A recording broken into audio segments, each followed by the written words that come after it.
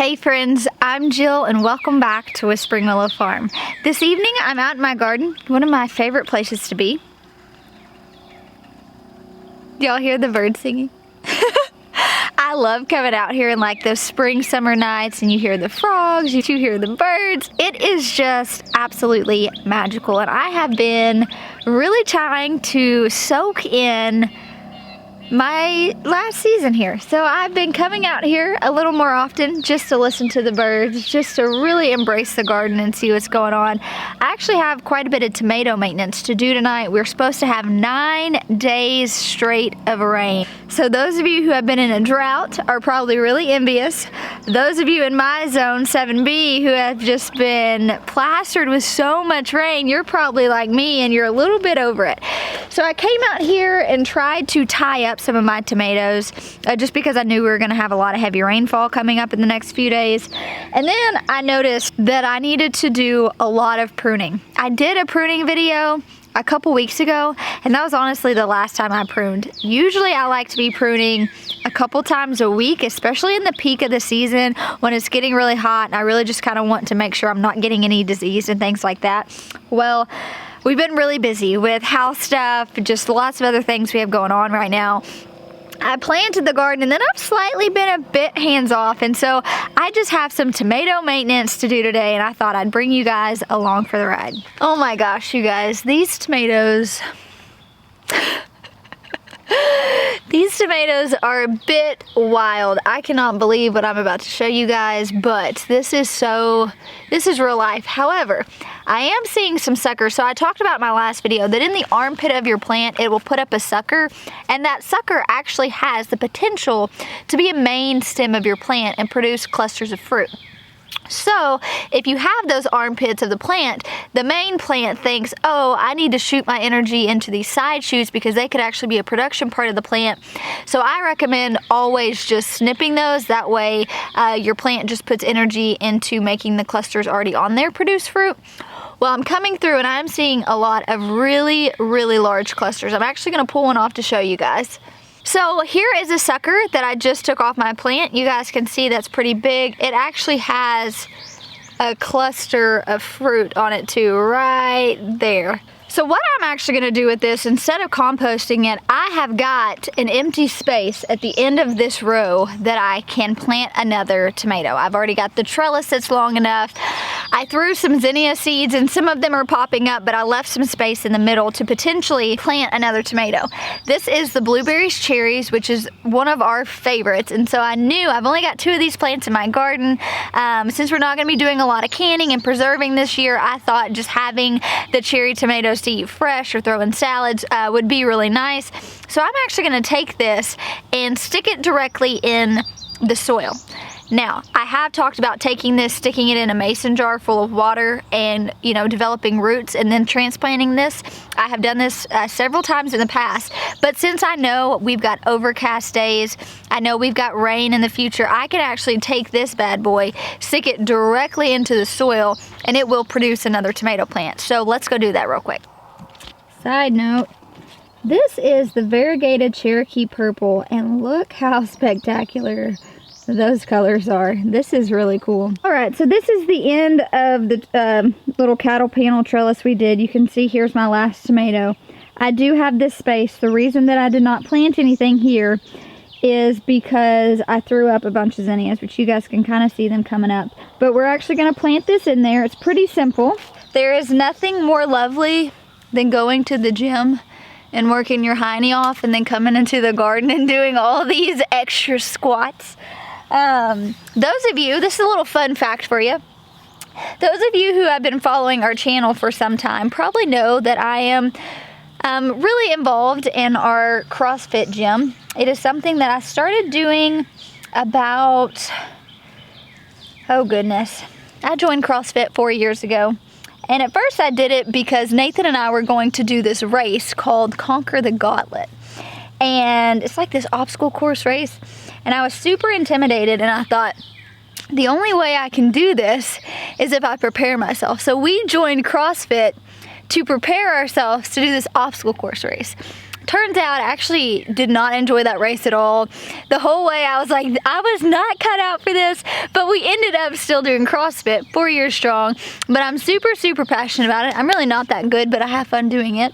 I mean, it's such a community faith-based gym that's something that I really enjoy too.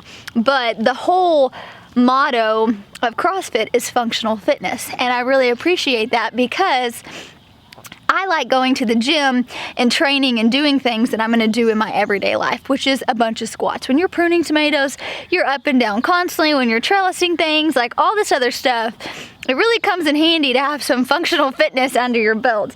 But on a day like today where I did a lot of stuff, I'm kind of feeling a little sore. So you guys can see I removed a lot of the bottom foliage and I planted this super, super deep.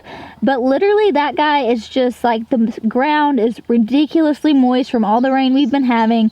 I'm not worried about it. We have a lot of rain in the future and it won't be very long, and this will be a pretty established, it's already a pretty established tomato plant, but it will literally just be taken off, I'm sure, in the next few weeks.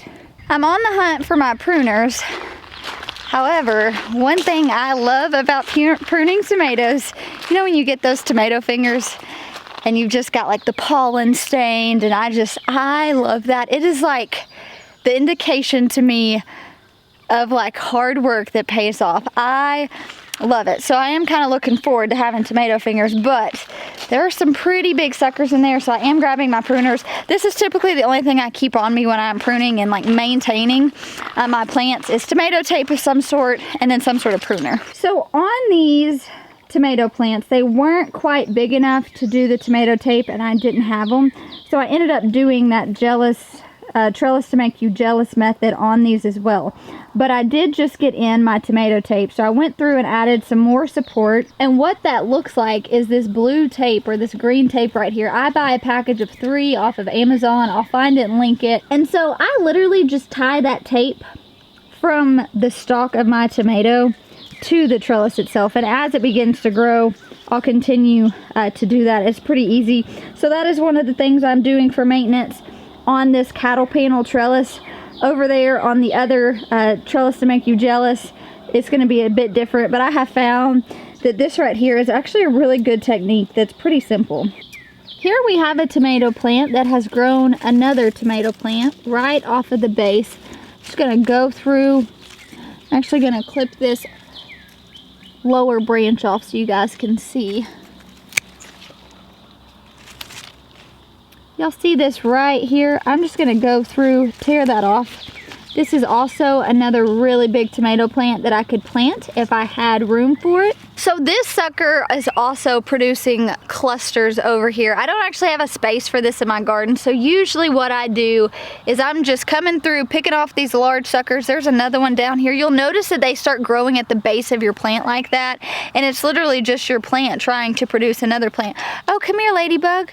I got lots of aphids you can eat. Oh, where'd you go? There we go. It's always a good sign to see ladybugs in the garden. Look, you don't see all those aphids? I'm actually extremely glad that I am seeing ladybugs out here. That is so encouraging. Okay, back on story. Another way that I'm maintaining my tomato plants, I'm going through, like I said, weekly, a couple times a week if I have the time. I'm removing the lower limbs of my plant. I'm also removing any sort of sucker that I can. It's starting to rain on me. That's all right. So for those of you who might have missed my video on pruning tomatoes, when I'm referring to the sucker, this is what I'm referring to right here. This little shoot sucker that's coming out of the armpit of your plant. I'm just going through and removing those. That's one of the biggest things that I do for like maintenance on my tomatoes. So I have been seeing a lot of damage on my tomatoes. I'm seeing aphids on them right now covered. I did do neem oil.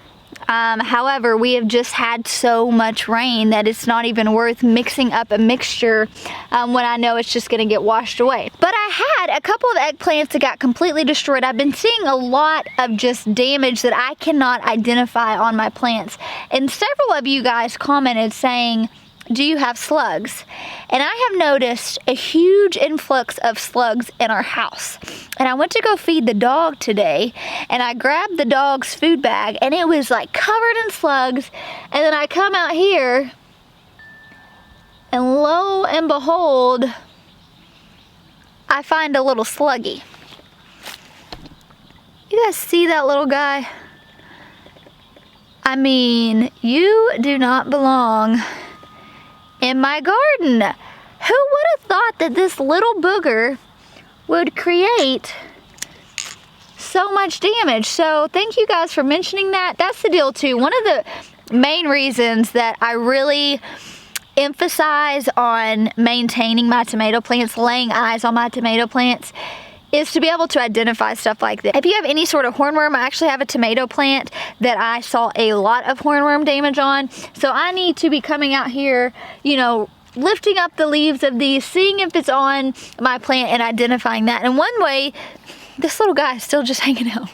One way that we do this, and I learned this trick from my friend Jessica at Roots and Refuge, is she bought a $10 black light flashlight. I will find this and link it. I also bought it on Amazon, and we come out here at night and we hunt hornworms, and it, you guys, is the kids' favorite thing to do. They absolutely love hunting hornworms. They think it's just so fun and so cool. And so we come out here and they actually glow. And that has been really beneficial, because the biggest benefit of that is that you're able to catch the hornworms when they're super, super small before they're really able to do any type of damage, which is really good. Over here, I have had just clusters and clusters eaten. There's nothing more devastating, right, than starting these tomato seeds in February, transplanting them out, you know, maintaining them, caring for them, and then you have a stinking old nasty hornworm take them out, or you're getting infested with aphids. I'm actually so pleased to see this ladybug in here. This little lady is just going to work too. So if you see any of those beneficial insects in your garden, certainly leave them, because they are serving a purpose. If you are noticing that you're having a lot of issues with that, maybe order some ladybugs, order some praying mantises, release them in your garden, and as long as you have stuff for them to feed off of, they'll hang around. So it really has always been worth my investment to just buy them. Look at this little lady just going to work. Thank you so much. Look, she's just eating them all. That's amazing. It takes a little bit of skill. I'm trying to lean in here while also not messing up my radishes. Going through, snipping off some of these. You're gonna find too that just by doing this little maintenance, you know, if you can carve out some time in a week, you're gonna notice that you're just gonna have healthier plants that are gonna produce a lot better. And you know, for a long time, I did not follow that method of work smarter, not harder. But through the years, I'm not really old, I'm 28, but as I have gotten older, I realized, oh, okay, there's a reason that my papa would go out there every day and lay eyes on his plant. Like, there's a reason why, you know, people do these things, because if you spend a little bit of time here, a little bit of time there, it's going to be a lot easier, especially when it comes to weeding and things like that, versus having to spend all day, say in the dead of summer, trying to do some of this. That's just going to get really old really quickly.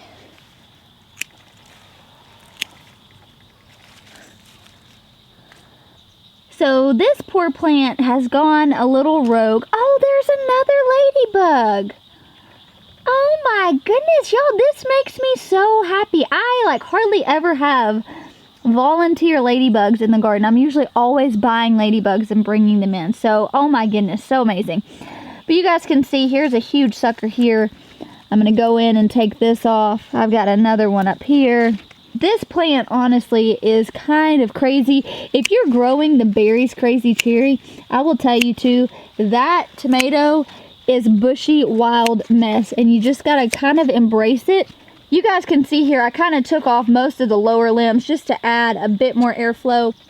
All right, we actually have in here another one that's kind of went a bit big. Go through. I do go through and snip off a bunch of stuff in the middle too.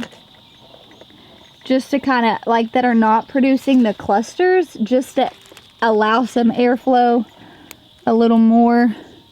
So this right here ended up, this was an armpit, this was a sucker that ended up not getting picked in time, and now you can see this is a main part of the plant. And that was a question that I got asked a lot whenever I did my tomato pruning video was, well, what happens if you don't grab, you know, a sucker in time? Like, is there a size that's too big that you just let it go? And I do. If I've noticed that I can't easily get it off and it is like now become a very established part of the plant, like already setting, like the other one I pinched off and it had clusters on it, but you couldn't tell that it was actually producing any fruit, I'll actually go through and pinch those clusters off, because now I'm trying to get that plant to work on establishing root systems and not trying to make those clusters produce fruit. So that's kind of an indication to me. I would say, I'll turn you back around and give you a good look, but I would say, and you still could, I just don't. When the clusters get that big, I kind of just embrace it's gonna be a little crazy of a plant. Yeah, so I mean, you guys can see that's a pretty big sucker, because it starts right here and goes all the way up. So I'm just gonna leave this guy. I'm not actually gonna tear it off, and know that this is already a double leader. Already didn't catch it in enough time to keep it at a single leader plant, and I'm just really not gonna be that worried about it. You know, it's so funny that I spend so much time and dedication on these tomato plants, and I am not even the type of person that enjoys just coming out into the garden and just going to town on a juicy, ripe tomato. But I'm going to tell you, that is one of my goals. When I move to Jessica's house and I have abundant growing space, I'm going to grow so many different tomato varieties, because I do enjoy the Dr. Witchy, and it's got that fruity taste instead of that real acidic taste. I think if I had the liberty to play around with a bunch of different varieties and grow them just for the sake of like trying new food, I think I would probably find some tomatoes that I could really enjoy and just come and harvest and eat one raw from the garden. And that's actually one of my goals, is to be able to just try different varieties. If you guys know any of those like real fruity flavored tomatoes, which is the ones I actually prefer to eat, send me those, because I really, really want to plant them and grow them and try them. And maybe one day I can have that love of tomatoes like my friend Jess has. Until then, I'll keep growing them from Nathan. Okay. All right, so this row is already done. You guys saw, this didn't take long. You know, maintaining your plants, pruning them, clipping off the lower leaves, making sure they're trellised properly. It really doesn't take that much time at all, which is why I always encourage you guys to do it, because if you put in the work on the front end, it's going to be so much easier throughout the season, and you're just not going to spend so much time doing it. When I get behind, you guys, it takes me hours, especially when I was growing, well, goodness, there was one year I grew like 70 something varieties of tomatoes. I mean, that was a lot when you think about, you know, trying to prune all those and maintain all of those. And so I always just found that it's a lot easier if you just do a little bit of work here and a little bit of work there. This was the plant with the hornworm damage. You guys see all that just completely taken off? I mean, look at the leaf of that plant. I don't know what else it could be. You know, I mean, just completely going through and eating off the clusters. I mean, look at that. It's so sad. So I'm going to come out here tonight if it's not raining and just really check my plant over, make sure nothing's happening. Despite that, I mean, look at these. This is the black from Tula. I do actually like this one on something. It tastes really smoky. But it is still producing a lot of fruit and clusters, but I certainly don't want, if a hornworm finds one of your plants, it's gonna find them all. All right, guys, thanks for hanging out with me as I did some maintenance on my tomatoes. I've got to get through these last 4 pretty quick before dinner and the rain sets in, but thanks for hanging out with me today. I'll talk to you soon.